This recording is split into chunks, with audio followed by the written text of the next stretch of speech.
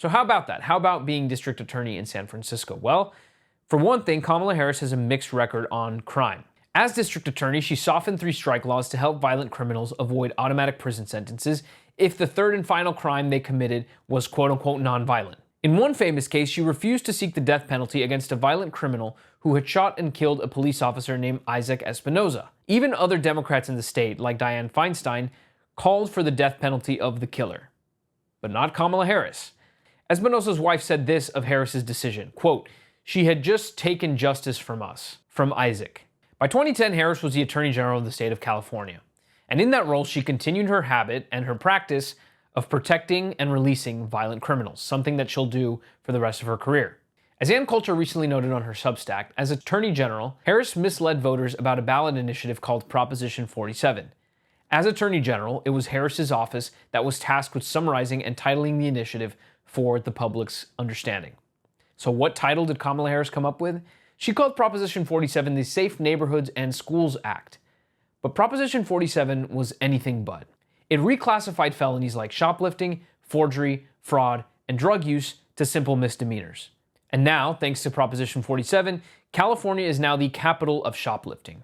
Criminals routinely commit smash and grab organized robberies. You've probably seen the videos on social media. And as Coulter noted in her piece, quote, "Last year, Los Angeles, Oakland, and San Francisco topped the list of the U.S. cities with the most retail theft." That's according to the National Retail Federation. In other words, Kamala's Safe Neighborhood and Schools Act, it helped turn California into the crime-ridden shithole it is today. After Prop 47, Kamala then misled voters again in its follow-up, Proposition 57.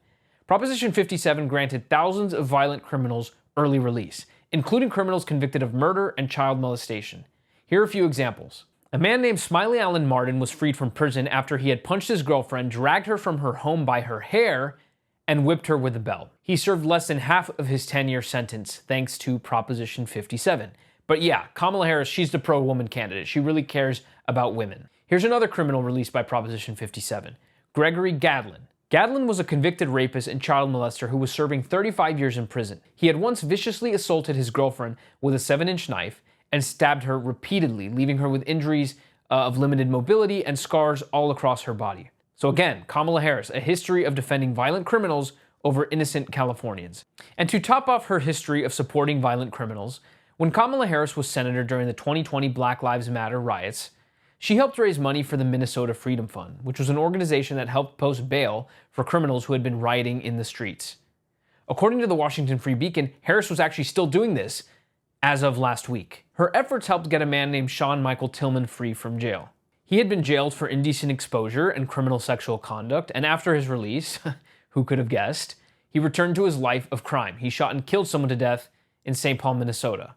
The Minnesota Freedom Fund also helped secure the release of a twice-convicted rapist named Christopher Boswell, who ended up assaulting several additional women after his release. Again, Kamala Harris, she's a pro-woman candidate. You have to vote for her if you're a woman because she could be the first woman president.